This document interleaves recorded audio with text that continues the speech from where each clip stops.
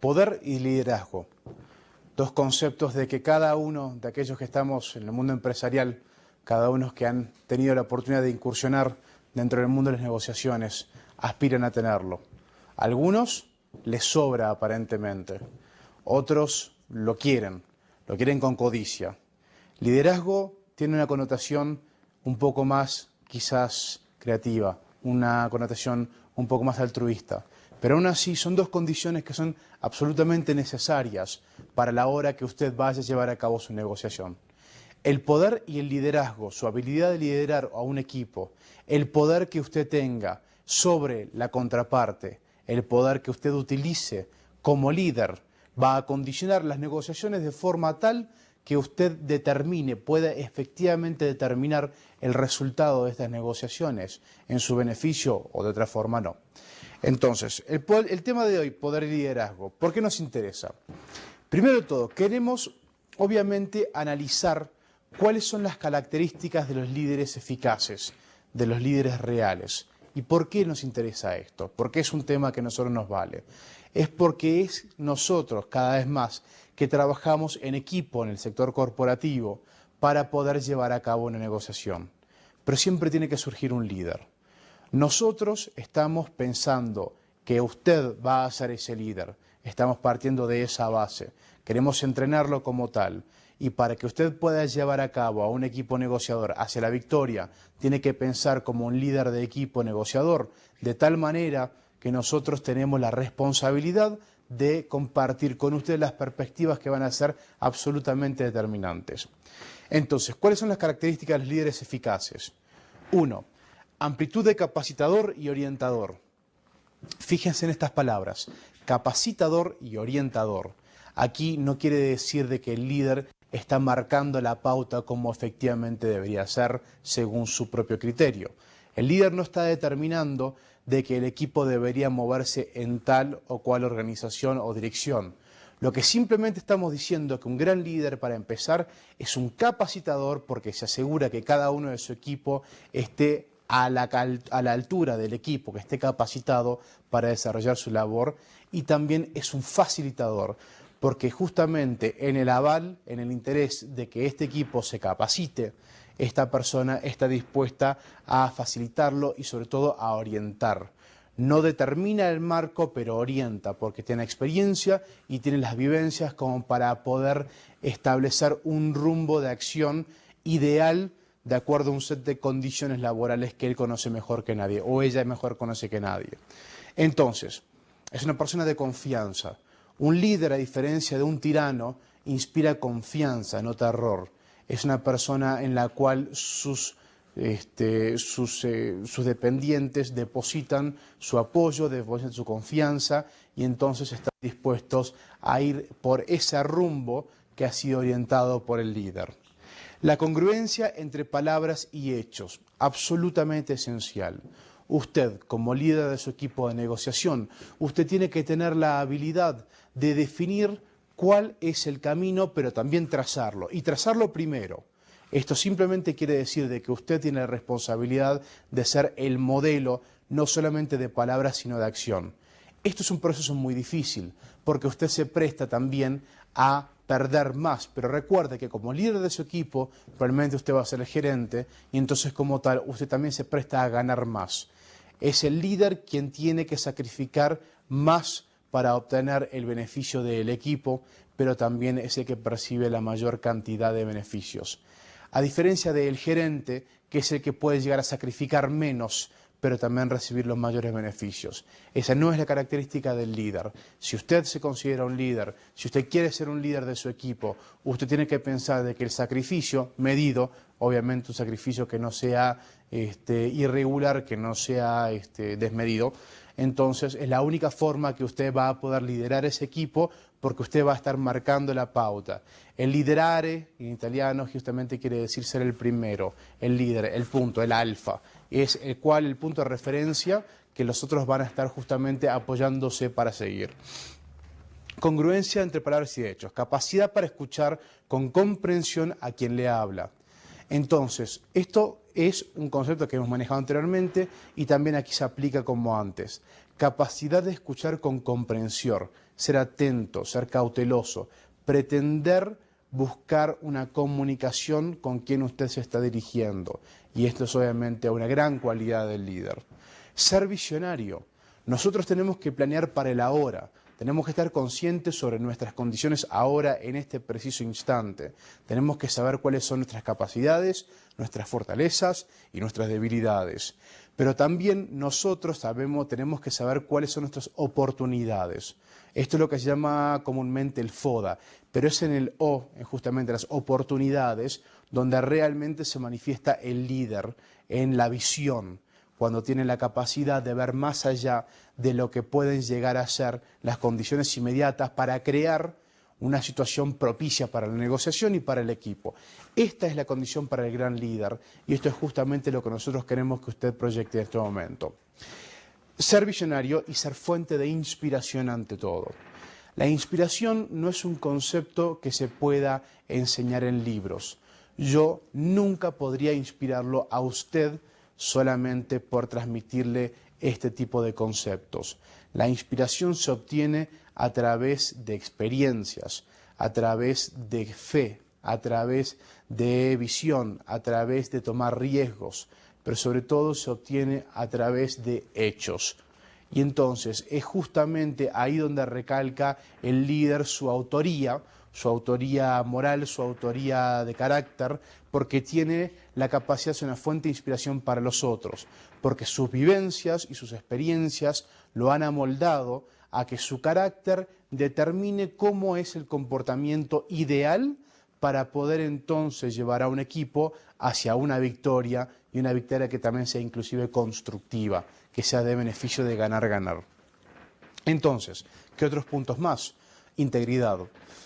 Esto, desgraciadamente, es una palabra que está muy trillada, como decimos nosotros, que está muy desgastada. Simplemente ha tomado matices quizás mercadológicos que no tienen profundidad y entonces le han quitado la riqueza, la pureza y sobre todo la dignidad a esta palabra. Entonces la integridad, ser un ser íntegro, significa que es una persona que es completa, que tiene todos los elementos contemplados. No es que sea perfecto. Una persona con integridad es una persona que tiene la capacidad de absorber negatividad y al mismo tiempo poder utilizar sus habilidades emocionales, intelectuales y físicas para poder proyectarse como el líder moral, el líder de carácter del grupo que está representando. Ímpetu de largo plazo. Es tremendamente difícil ser consistente con lo que uno quiere lograr, pero es mucho más difícil mantener a un equipo motivado. Y esta motivación, un equipo en una negociación de que resultan ser tediosas, que son largas, en las cuales a veces incluyen situaciones en las cuales no parece haber una solución más allá del problema, del bloqueo. Entonces es justamente ahí donde el líder trasciende, porque tiene la habilidad de mantenerse enfocado, mantenerse con ímpetu, mucho más allá de la situación inmediata. Y esa energía que jala al resto de sus seguidores, que jala al resto de su equipo, y entonces lo lleva hacia una dirección que va a ser de beneficio para todos. Es una gran responsabilidad ser líder, porque el ser impetuoso no solamente se puede ser al principio. El equipo muy rápidamente puede perderle fe, puede tenerle miedo a su liderazgo si ve que es un liderazgo de que flaquea, de que recae, de que en momentos demuestra demasiada debilidad o más debilidad de lo que humanamente se le permite. Al líder desafortunadamente no se le permite debilidad en muchos casos. Y entonces es justamente un juicio personal que usted tiene que hacer. Si está dispuesto a tomar ese rol, que es de forma casi teátrica, y tomar ese rol y representarlo de forma consistente, de tal manera que el proceso se complete entero con la misma persona con que comenzó, pero solamente con mucho más sabia. Ese es el líder del equipo de negociación que nosotros queremos que usted sea, y es por eso que tenemos el interés de que justamente aproveche para enriquecerse en estos momentos, para poder avanzar en este paso en el futuro. Equilibrio entre las necesidades individuales y las del equipo. Hemos dicho de que obviamente trabajamos en las negociaciones cada vez más en equipo. Nosotros tenemos de que tener una confabulación de ideas, tenemos que compartir perspectivas, una misión, una visión que nos motive. Pero al mismo tiempo, y esto lo hemos recalcado en varias ocasiones, y es sin embargo tan fácil olvidarse de ello. A veces nosotros nos olvidamos que detrás de ese equipo existen personas, y esas personas no siempre tienen la integridad, o sea, integridad no en el sentido del calificativo integridad, sino más bien un calificativo, una etiqueta que diga no tienen todos los componentes para poder mantenerse íntegros a lo largo de un proceso, sobre todo un proceso tedioso de negociación. Lo que esto significa es de que usted como líder tiene que tener la visión, la responsabilidad y la sensibilidad como para entender de que los miembros del equipo van a producir su máximo, su mejor, su habilidad más desarrollada, siempre y cuando estén personalmente satisfechos con sus logros y estén siendo atendidos como personas. Y esto es una responsabilidad suya también, así que es importante que la contemple. Realismo. ¿Qué concepto? Realismo. ¿Qué es la realidad? Bueno, fantástico. Realismo simplemente significa que uno tiene que estarse midiendo constantemente para ver de que los intereses que se están procurando, entiéndase aquella visión que se está tratando de alcanzar, sea ejecutable. No hay peor vendedor que el que vende el mejor pescado del mundo y entrega un pescadito. Aquí nosotros tenemos que ser realistas y esto no quiere decir de que usted mienta o no, esto quiere decir de que usted se mienta a sí mismo sobre sus capacidades y las capacidades de su equipo. Mucho viene entonces de su habilidad de identificar cuáles son los puntos que pueden hacer que la operación fracase, que la negociación fracase. Y entonces es importante de que usted mantenga un nivel de realismo cuando, por ejemplo, la gente del equipo está cansada, cuando las herramientas no son adecuadas o cuando simplemente requiere retirarse de la negociación, por lo menos hasta poder reagruparse y poder reenfocarla de forma tal que garantice o por lo menos incremente la chance de una victoria. Ahí está la diferencia. El realismo es sinónimo, en este caso en particular, de humildad. Humildad interior de poder, aún sin perder dignidad, poder reenfocar la estrategia del equipo y hacerles entender de que ese paso hacia atrás, ese choque con la realidad, por decirlo así, no solamente que es necesario, sino que va a ser beneficioso en el largo plazo. Y es ahí justamente donde su visión entra en juego. Amor propio y autoestima. El realismo y la humildad no significa la debilidad de carácter, no significa la debilidad moral. De la misma forma, el amor propio y la autoestima tampoco significan la arrogancia, tampoco significan la pedantería ilimitada. Lo único que significan es que uno tiene que poder apreciarse y reconocer sus propias virtudes antes de poder liderar un equipo. Una persona llega a una cierta edad y a partir de ese momento tiene que estar seguro de cuáles son, o por lo menos tiene que tener bastante conciencia de cuáles son sus habilidades y debilidades, cuáles son sus fortalezas y cuáles son simplemente los puntos donde no puede ejercer ningún tipo de beneficio agregado. Pero una vez que se logra eso, el amor propio nace no de una falacia, no de una idea quinceañera de poder conquistar el mundo, sino de un pleno conocimiento de las habilidades de uno y llevarlas al máximo potencial, hacerlo muy bien, porque uno logra una tremenda confianza en sus propias capacidades, porque uno tiene fe en sí mismo y entonces utiliza esa fe para determinar de que si bien no es perfecto, al mismo tiempo es el líder porque tiene la habilidad de identificar fortaleza y debilidad, no solamente en sí mismo, aprecia lo que puede ofrecer, lo enaltece y se asegura de que los otros lo valoren y también lo encuentren en ellos mismos. Ahí está justamente. El amor propio no es un concepto holístico, no es un concepto romanticón, es una realidad, es una necesidad de supervivencia, cada vez más sobre todo en el mundo en que vivimos. Sentido de las prioridades. La prioridad. ¿Qué tiene prioridad? Bueno, obviamente la prioridad tiene uno mismo. Uno no puede descuidarse y entonces pretender liderar un equipo. El líder es pésimo cuando no tiene el concepto de saber establecer una prioridad de las acciones que se tienen que llevar a cabo, tanto a nivel personal como profesional. Y ese proceso de priorización también se lleva a cabo en el campo de la negociación. El líder tiene un excelente sentido de las prioridades, del proceso de priorización, disculpen. Lo que quiere decir esto es de que el líder tiene la habilidad de poder utilizar criterio ante toda la información, discernimiento ante todas las posibles soluciones y poder elegir aquella que mejor se ajusta a su realidad y mejor se ajusta a la de sus compañeros en un orden específico, darle prioridad a las diferentes soluciones y criterios. Sentido de las prioridades, mentalidad de servicio.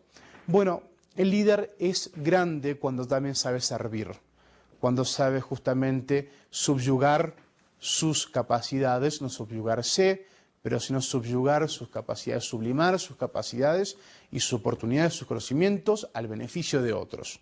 Es aquel de que tiene la visión de captar un momento en donde hay una necesidad de sus conocimientos y entregarse a él de forma quizás un poco desinteresada, pero sobre todo de forma genuina. Ante todo de forma genuina. Siempre hay un interés de por medio, aquí no estamos para juzgar cuál es, pero sí hacerlo de forma genuina y entregarse por completo para poder realmente crear una diferencia. Lo que nos lleva al tercer punto, al último punto, sinceridad. Ser genuino, ser sincero, obviamente son relativos, pero la sinceridad va más allá. La sinceridad también es una cuestión de poder valorar y poder compartir con su equipo cuando uno se siente en incapacidad de continuar una labor o cuando uno piensa de que las partes del equipo no están funcionando efectivamente. La sinceridad es un excelente elemento cuando se usa con criterio, cuando se usa con ejemplo, con moral, con respeto, y entonces puede ser un adendum maravilloso a la construcción de un equipo negociador. Habilidad técnica. El líder tiene que saber sobre cómo se lleva a cabo una negociación. Hasta ahora nosotros hemos pasado una serie de lecciones durante las cuales hemos venido compartiendo sobre cómo nosotros tenemos que desarrollar procesos de negociación específicos. Esto es lo que va a hacerlo a usted un gran negociador. No necesariamente un gran líder. El líder viene si usted sabe aunar todas las otras características que hemos desarrollado anteriormente. Pero el líder no es un político que solamente hace eso, política. El líder tiene que tener conocimiento, tiene que tener la habilidad de entender cómo nosotros somos aporte al proceso por nuestras propias capacidades, nuestros propios conocimientos. Ahí, esa es la fuente del aporte que nosotros hacemos al proceso de negociación. El líder, ante todo, tiene que ser un gran técnico porque sabe liderar otros técnicos. El líder no puede tener un conocimiento totalmente vacío de áreas en las que consideran la negociación, porque entonces se estaría poniendo en una posición de menosprecio por parte de su staff, o por lo menos se está arriesgando a que eso ocurra y eso obviamente no es posible, no es viable. Inspirador de confianza, obviamente. Disposición para poder compartir la responsabilidad, porque obviamente no aunarse toda la responsabilidad, liderar el proceso, no es eso. Quiero decir, no tenemos que nosotros tomar las riendas de todos los caballos solamente porque seamos los líderes de la tropa. Nosotros lo que podemos hacer como buenos líderes es saber identificar a aquellos en nuestro equipo en el equipo de la negociación, de que tengan la habilidad de capturar un concepto, aunárselo, apropiárselo y dirigirlo a ellos. Eso es buen liderazgo, cuando tenemos la habilidad de dotarle el derecho y la capacidad a otros colegas de que ellos lideren o que ellos compartan la dirección del proceso junto a nosotros. Y finalmente, disposición para poder compartir el crédito. Este es el más difícil de todos. Y aquí, increíblemente, en mi humilde opinión, es donde se separan los líderes de los gerentes, de los administradores. Los mediocres están constantemente buscando ser la luz de la noche, ser el punto de referencia, estar capturando la luz de otros, capturando la proyección y el trabajo de otros y aunándoselo, apropiándoselo como propio. Eso es característico no de un líder, sino de un gerente, un administrador mediocre, de que quiere proyectarse hacia sus superiores, de tal manera que es perciba de que todo funciona gracias a esta persona. El líder, por oposición, es aquel que tiene tanta confianza en sus capacidades de liderazgo, que tiene la habilidad de resaltar las habilidades y resaltar las labores independientes de cada uno de su staff. Esto, si usted demuestra un equipo ejecutivo que funciona como uno, bajo la tutela suya como líder, usted se va a garantizar el respeto no solamente de todo su equipo, porque al fin y al cabo el reconocimiento de nuestra labor para nosotros es importante. Nos valoramos y nos proyectamos a través de la forma que nosotros seamos percibidos y así es como logramos poder. Pero también el líder tiene que apoyarnos en esta gestión, tiene que ser el que promueva esta actividad de promoción de nuestras labores. Y ahí es el líder donde también va a obtener el apoyo y sobre todo el respeto de la contraparte. Y eso no solamente genera poder para el líder, genera poder para el equipo entero, porque es un equipo de que obviamente se destaca por sus propias habilidades. Y si usted utiliza esto como una estrategia para poder posicionarse como un equipo ganador, esto crea inseguridad, esto crea miedo, esto crea inclusive, bueno, mucha reticencia a negociar con usted de forma agresiva y lo que puede beneficiarlo tremendamente. Así que piense, usted reconocerle labor a su propio equipo puede posicionarlo a usted de forma mucho más poderosa de lo que usted pudiese haber imaginado. Entonces, ¿cuáles son los elementos claves de la definición del liderazgo? Esto es quizás un apoyo visual para que ustedes puedan entonces conceptualizar a lo que nos referimos. Bueno, entre todo está la influencia externa. Nosotros obviamente somos una influencia sobre aquellos que nosotros comandamos, por decirlo así, sobre aquellos que nosotros dirigimos, sobre aquellos que nosotros lideramos. Esta influencia genera liderazgo, genera líderes.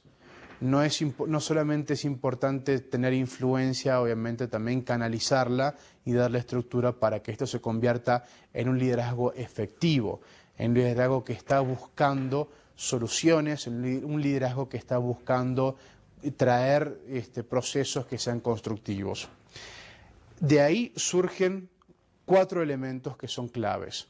Están los líderes y los seguidores, porque para que hayan líderes tienen que haber seguidores, si no simplemente se vuelven idealistas. Tiene que haber cambio, el líder tiene que generar cambio. Si el líder lo único que hace es mantener el status quo, el líder lo único que es un administrador, no es un líder. Tienen que haber personas, obviamente personas involucradas, tienen que haber participantes en el proceso, tienen que haber personas exteriores que validen la interacción del líder con sus contrapartes, con sus dependientes. Y finalmente tienen que haber objetivos organizacionales. Obviamente el líder va a ser quien, en el caso de la negociación, determine el curso de la negociación, pero entonces tienen que haber objetivos del equipo que sean trazables y seguibles por todas las partes, de que todos se sientan involucrados y todos entiendan a qué se refiere cuál es el curso y cuáles son los pasos a seguirse. Y esto es justamente una de las grandes responsabilidades que son las claves de la definición de un liderazgo. ¿Qué más? Algunas funciones del líder. Bueno, existen funciones interpersonales. Como hemos dicho, un líder no es un líder de equipos ni de máquinas. Ese es simplemente el maquinista. Un líder es un líder de personas. Y entonces, como es un líder de personas, las relaciones entre estas personas, no solamente a nivel de la relación con el líder, sino también entre ellas mismas, va a tomar un rol inicial aquí en este concepto. Líder función de representación, porque representa los intereses de toda la gente de su equipo, de líder, porque obviamente también lidera el cambio y lidera a todo su equipo, y también de enlace, porque un líder también actúa como facilitador y actúa como un nexo entre las partes, no solamente intraequipo, sino interequipo, entre las partes que están negociando. Así que estas son las funciones que son interpersonales que un líder tiene que contemplar ante todo en la negociación. Funciones informativas, de vigilancia. Obviamente no se pretende de que una sola persona sea quien vaya a estar corroborando o que esté verificando y validando todo lo que está ocurriendo, pero sí esta persona tiene que tener un equipo que le ayude a vigilar qué es lo que ocurre tanto internamente, que pueden ser sistemas o procesos tan simples como problemas técnicos o tan complejos como una negociación truncada por agresiones. El líder tiene que vigilar de que esto no se dé. El líder también es un líder de difusión. Difusión porque una vez de que obtiene la información, tiene la responsabilidad, no solamente el derecho, la responsabilidad de difundir esta información y asegurarse que llegue a todas las estratas que puedan utilizarla en su beneficio. Y finalmente, en lo que respecta a la información, es un portavoz. Esto, a diferencia de difusión de punto de referencia, es un portavoz porque es lo que en inglés se llama el gatekeeper. Es aquel que marca una opinión para que se pueda, una vez que se llega a un consenso, si eso es lo que se busca, ese líder va a ser quien va a estar marcando la perspectiva del equipo en beneficio de dentro, para poder entonces percibirse como un uno, como un alfa completo. Y finalmente, funciones decisionales. El líder tiene que ser un emprendedor, tiene que ser una persona de que crea en sí mismo, de que tenga visión y que esté dispuesto a emprender, a arrancar, como son ustedes. El líder es un buen emprendedor. El líder no se condiciona por problemas inmediatos, el líder no piensa como un empleado o como un dependiente. El líder genera soluciones para los suyos y su comunidad. El líder está constantemente pensando en cómo se pueden cambiar las condiciones externas para mejor. El líder está pensando siempre en oportunidades en el mercado, oportunidades en la negociación, oportunidades que puedan surgir de instancias que quizás nadie más ve. Esto a veces es una habilidad que se desarrolla con mucho tiempo y con pleno conocimiento, a veces es simplemente cuestión de la naturaleza de la persona que lo convierte en un líder y es una persona que obviamente tiene una sensibilidad diferente en lo que respecta a las condiciones sociales, culturales, económicas, etcétera, etcétera, que generan oportunidades de emprendimiento. Pero obviamente, donde hay emprendimiento, como les dije, hay dificultades y el líder también sabe manejar las dificultades. El líder de un equipo de negociación, cuando usted está conduciendo un equipo de negociación, va a encontrarse con situaciones específicas, tales como equipos que no se entienden, diferencias culturales, y esto va a crear problemas. Usted entonces tiene que saber cómo es la mejor forma de poder trabajar con estas objeciones, estas dificultades, y de esa forma entonces progresar hacia una interacción mucho más creativa, mucho más constructiva en beneficio de todos los presentes.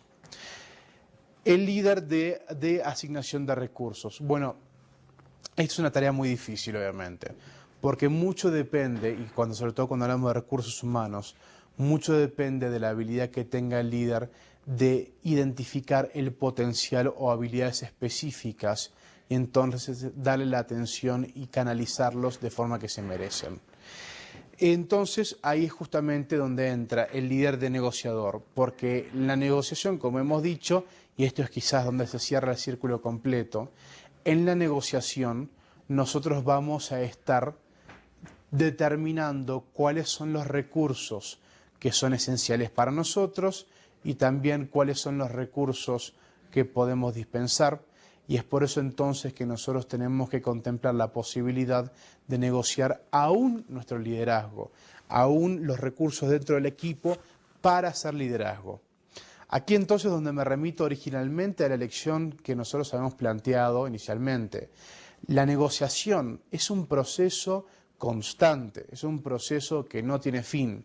Y entonces hay inclusive negociación antes de realizar la negociación. Podemos negociar los recursos junto a nuestros colegas y junto a nuestro equipo para entonces distribuirlo equitativamente o distribuirlo apropiadamente de forma que los recursos sean pertinentes para poder entonces redirigirlos hacia una negociación efectiva y ahí es donde nosotros sacamos la ventaja comparativa y salimos ganando. Bueno, aquí les voy a compartir un poco, quizás ya remitiéndonos a la teoría, remitiéndonos a la filosofía detrás de los estudios y los grandes estudios de liderazgo. Y entonces hay dos teorías que quiero compartir con ustedes que quizás van a ser muy interesantes. Son teorías quizás un poco antiguas, por antiguas me refiero a unos 30 años, 40 años. Increíblemente hay teorías de este calibre que en el mundo empresarial ya no tienen vigencia, pero creo que en este caso en particular las teorías X, Y y Z sí van a ser de mucho uso para nosotros en temas de negociación.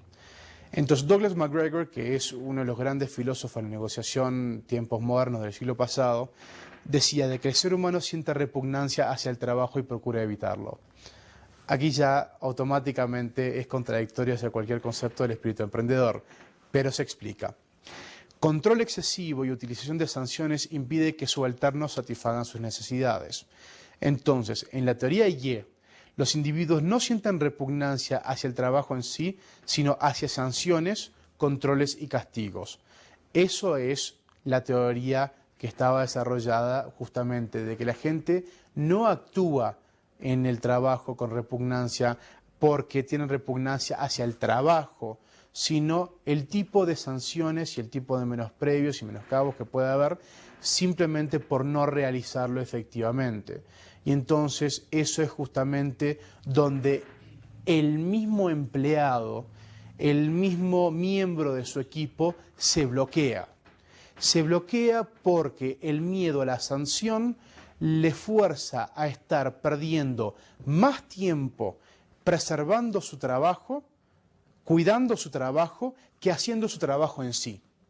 Y esto obviamente es detrimental hacia el efectivo desarrollo de un equipo en el cual cada parte se siente plenipotenciaria, se siente con la libertad de construir, de crear, donde no tiene miedo, donde no existe repugnancia por miedo, donde no se siente condicionado.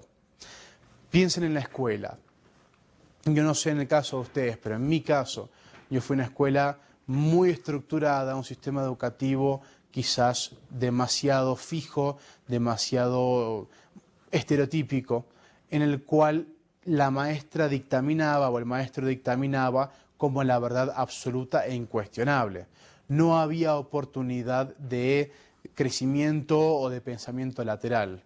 Se trabajaba todo por memoria y entonces era un sistema de castigos y de recompensas, en el cual dependiendo de los resultados del muchacho o la muchacha, entonces fungían sobre todo los castigos. Y entonces ese constante miedo a desarrollarse individualmente, a explorar nuevas formas de trabajo, nuevas formas de pensar, se ve condicionado aquí, como dice Douglas MacGregor, por el miedo a las sanciones. Eso ustedes lo pueden descartar como la total y absoluta falta de liderazgo. Eso en todo caso es tiranía. Entonces, la teoría Z propuesta por William Auchi, que es un filósofo de origen japonés, escribió en 1982, si no me equivoco, dice que la vida de cualquier obrero se divide en dos partes. Y aquí utiliza el famoso libro de Mary Shelley del Dr. Jekyll y el Sr. Hyde, siendo mitad máquina durante su jornada laboral y mitad humano durante horas previas y posteriores, mostrando un comportamiento diferente en los dos ámbitos. Para contrarrestar esto, las organizaciones deben permitir al ser humano satisfacer sus necesidades sociales y fisiológicas dentro del sector laboral. Esto, más que en ningún otro sector laboral, se va a aplicar dentro del equipo de negociación. En la negociación la negociación es un proceso dinámico, orgánico, es un proceso que toma diferentes formas, diferentes matices constantemente. La necesidad de pensar lateralmente es lo que define al buen negociador del mal negociador.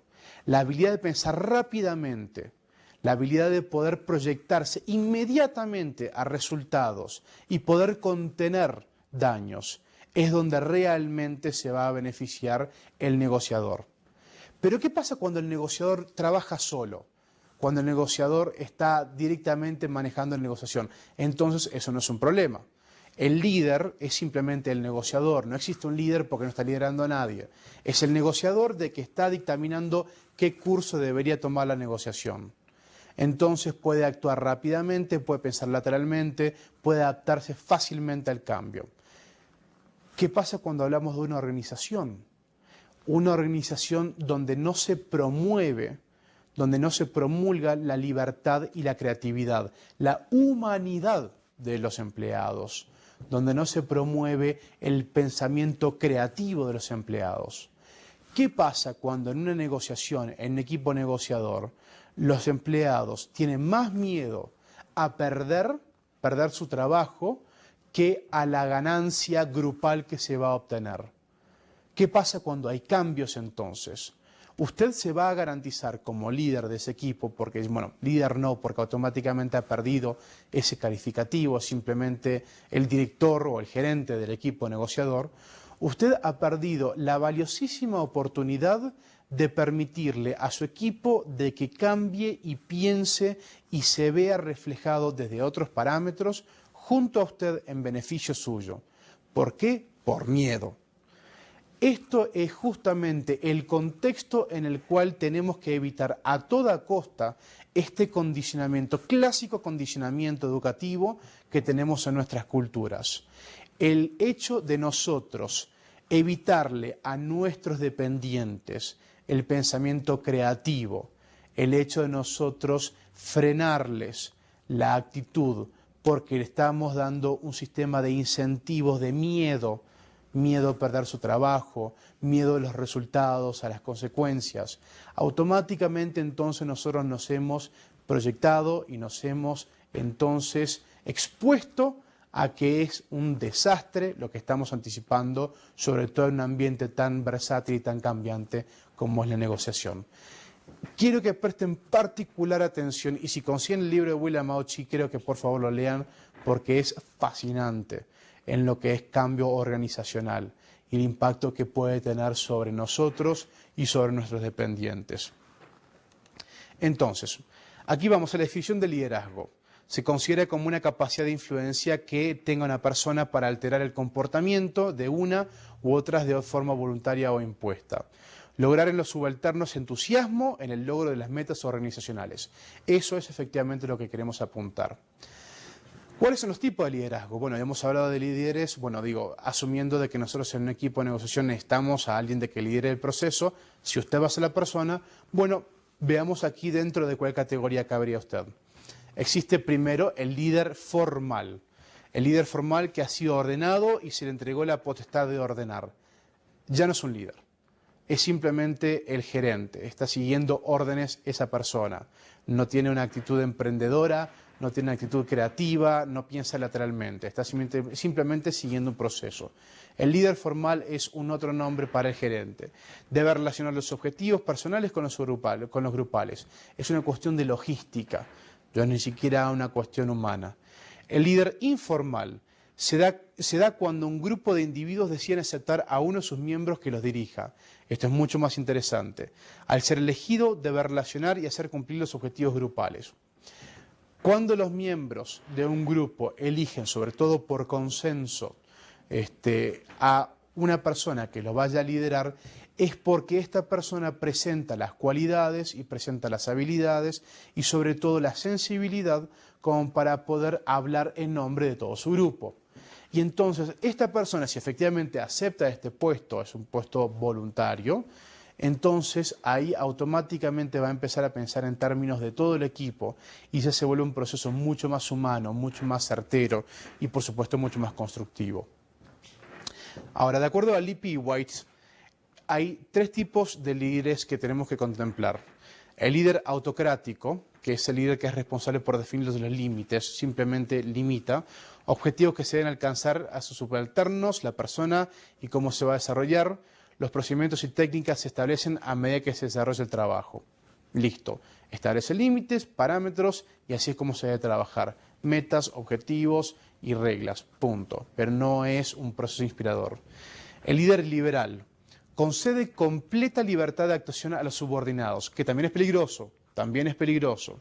Son los subalternos los responsables de tomar las decisiones. También es importante de que el líder guíe, oriente a los subalternos. Así que el líder liberal de que concede completa libertad va a ser una persona de que está automáticamente ignorando el hecho de que él o ella como líder tienen una visión general de que los subalternos individualmente no tienen. Entonces no se puede esperar de que cada subalterno tome decisiones que sean en beneficio del equipo cuando actúan como piezas de un puzzle, de un rompecabezas, y no entienden cómo cada una de ellas forma la gran imagen. El líder sí, y es por eso que el líder liberal, absolutamente liberal, que da completamente decisión, entonces está otorgando un gran espacio hacia la confusión y probablemente incluso hacia la apatía y el resentimiento porque los subalternos no van a haber percibido un liderazgo, una orientación, una guía de apoyo para ver cómo que las partes se reúnen entre sí. Y finalmente el líder democrático concede participación en la toma de decisiones, informa al grupo sobre los objetivos que se quieren cumplir y pone a consideración las ideas del grupo. Este es quizás el matiz, el punto de balance, el zen del liderazgo, cuando es suficientemente liberal como para que cada uno de los miembros pueda participar con sus propias ideas, pero también de que es suficientemente organizado, orientador, guía, maestro, como para poder dar una gran imagen, un gran orden al trabajo y poder entonces guiar a sus subalternos. Ahora, tenemos otra teoría que queremos compartirla, es muy valiosa.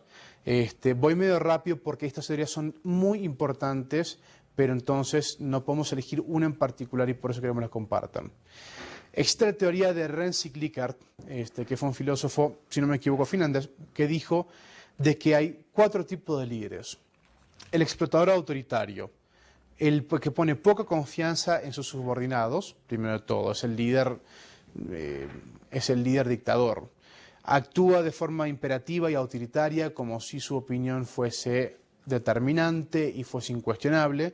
Ejerce un estricto control de comunicación sobre sus descendientes y sanciones. También, este es el tipo de líder que hace que la gente deteste su trabajo. Ahí está.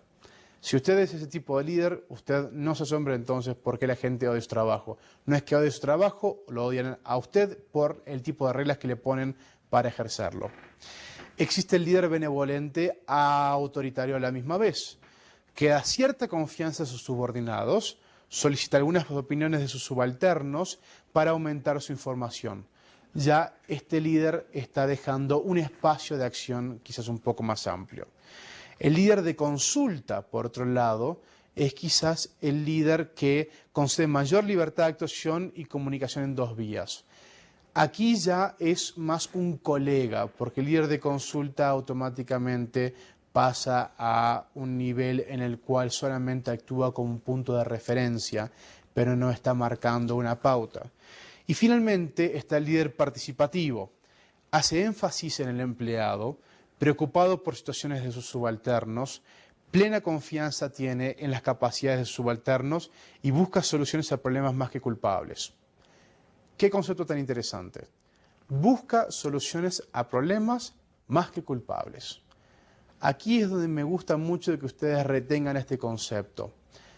Estamos demasiado acostumbrados en nuestras culturas a identificar quién lo hizo, de quién es la culpa. Nosotros aprovechamos demasiado esto, apuntar el dedo.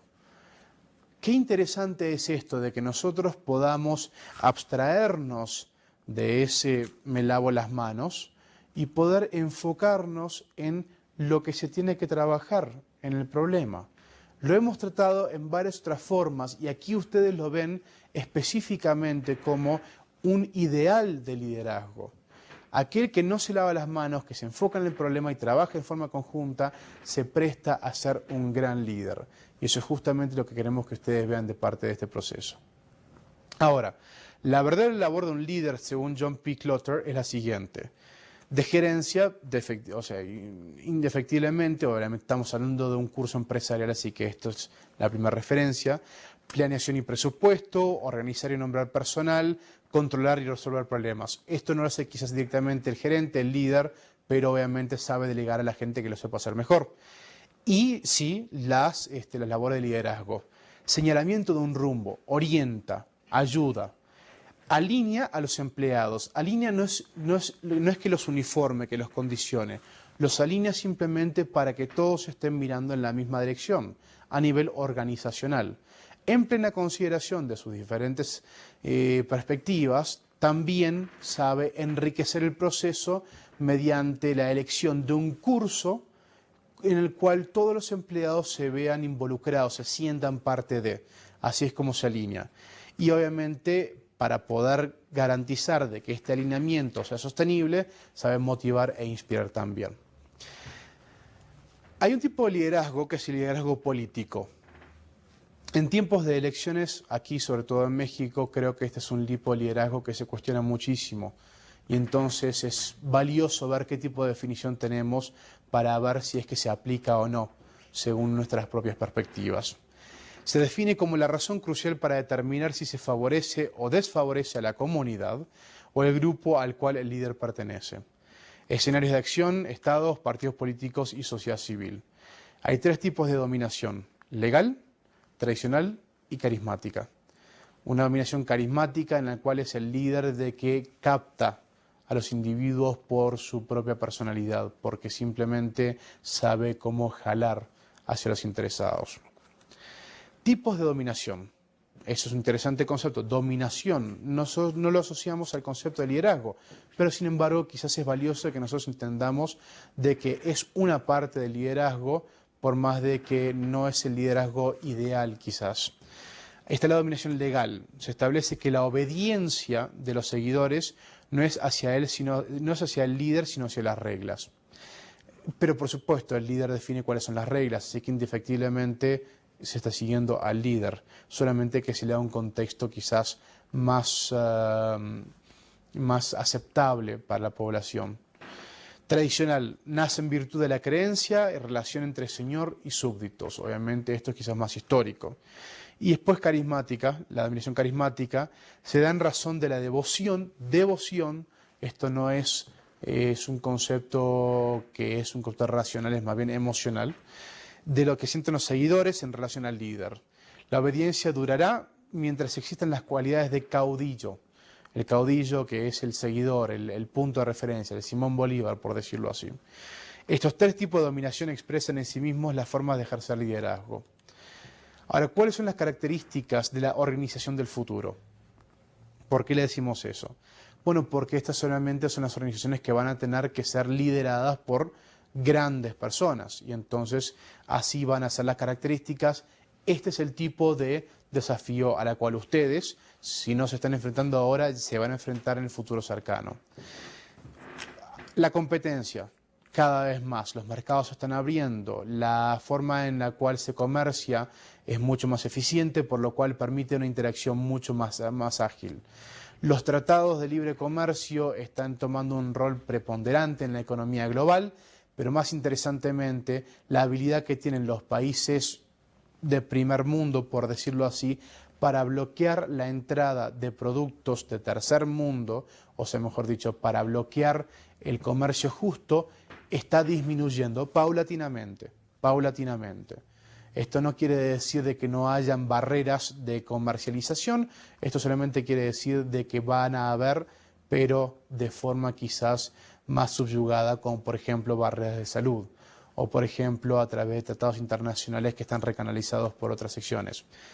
Un tema para explorar muy complejo que no es para este momento. La tecnología, el acceso a la tecnología.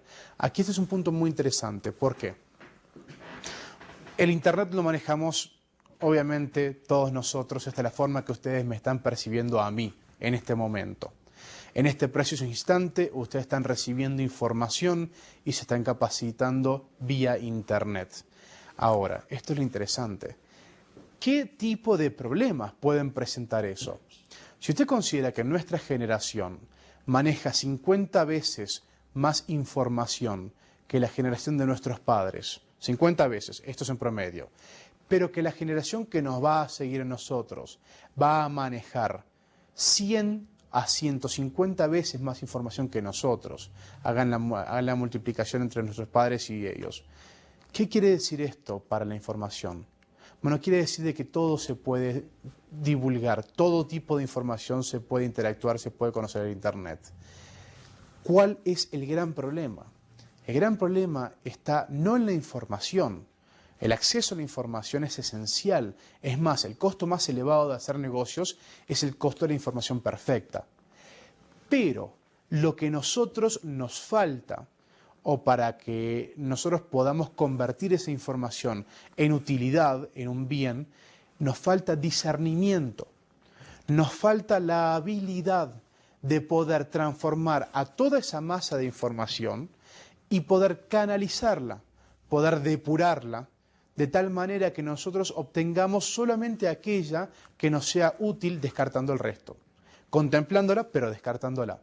Hay demasiada información basura en el Internet gracias a la tecnología.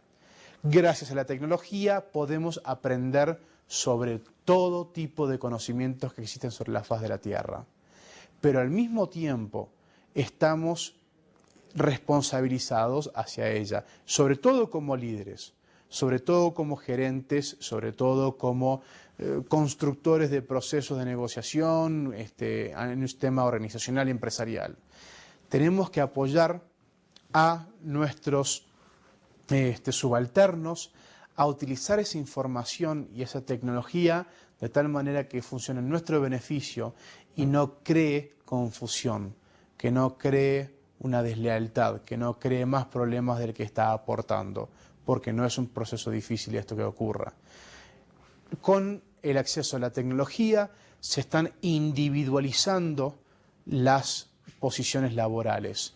Esto quiere decir de que el equipo está perdiendo función simplemente porque los individuos pueden lograr captar ideas de trabajo en base a la tecnología y no servirse de la interacción humana para poder alcanzar el orden y el interés de sus vidas, ¿no? Y entonces esto es muy peligroso, porque los hombres y mujeres, por definición, somos animales sociales. La tecnología nos está alejando de ese capital social tan rico y tan vital que resulta para nosotros. Si ustedes se fijan, cuanto más alto está una persona en la escala salarial, por decirlo así, en la escala socioeconómica, mucho más alejado se encuentra de su comunidad. Vivimos aislados de nosotros mismos, de nuestras familias, de nuestras partes, porque invertimos en nuestra tecnología, en nuestras labores, nuestro trabajo. Y entonces es cada vez menos el capital social que tenemos. Por oposición, en comunidades carenciadas, justamente uno de los capitales no solamente de capitales económicos, de capitales humanos, físicos, naturales, dentro de los capitales que más pueden contar con las personas en vivencias carenciadas es el capital social. Al no haber apoyo, al no haber tecnología, pueden utilizarse mutuamente y construir los lazos entre la comunidad para beneficio de todas las partes. Así que piense muy decididamente hasta qué punto la tecnología es un beneficio para usted y su compañía, porque eso es uno de sus requerimientos como líder.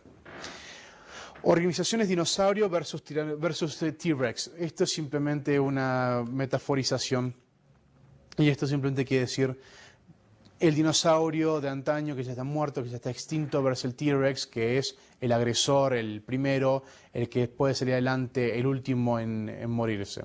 Esto simplemente quiere decir de que ustedes tienen que decidir si son parte de los herbívoros o los carnívoros.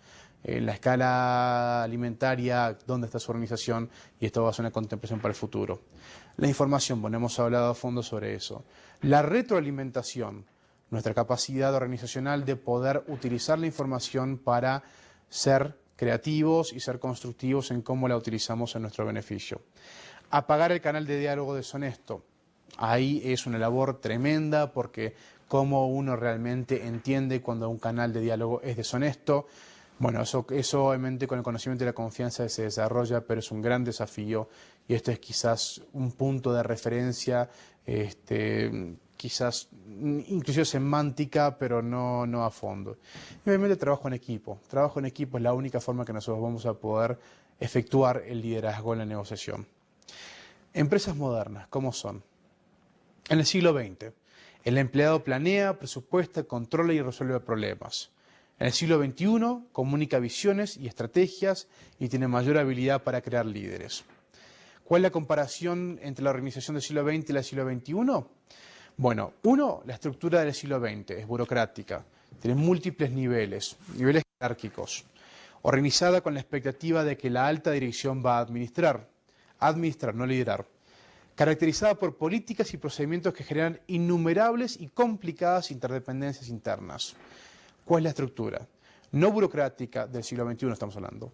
La estructura no burocrática con menos reglas y empleados, limitada a menos niveles, organizada con la expectativa de que la alta dirección va a dirigir y los empleados de menor nivel a administrar, y caracterizada por políticas y procedimientos que generan la interdependencia interna mínima requerida para servir a los clientes. Interdependencia. Sistemas. Dependen de menos sistemas de información en cuanto a desempeño. Esto es siglo XX de vuelta. Distribuyen datos sobre desempeño únicamente ejecutivos y ofrecen capacitación administrativa y sistemas de apoyo únicamente a los ejecutivos de primer nivel. Los ejecutivos de abajo no reciben ningún tipo de apoyo. El liderazgo de hoy en día. En los sistemas dependen de numerosos sistemas de información en cuanto a desempeño y proporcionan datos y especialmente sobre los clientes. Difunden ampliamente los datos en cuanto al desempeño y ofrecen capacitación administrativa y sistemas de apoyo a mucha gente. ¿Cómo es la cultura? Hablamos de cultura empresarial. Esto usted como líder tiene que estar muy pendiente de este tema.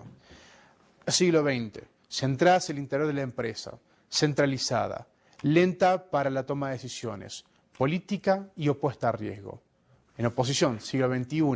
Orientada hacia el exterior de la empresa, hacia el exterior, hacia el comercio.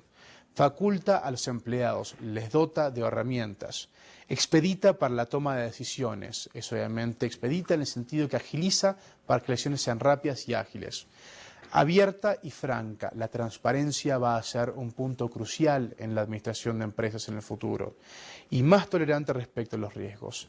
Más tolerante porque entiende que como en un mercado tan inseguro, cuanto más el riesgo, más la chance de ganancia. ¿Cómo es el líder nuevo? Es de impulso competitivo y de aprendizaje perpetuo.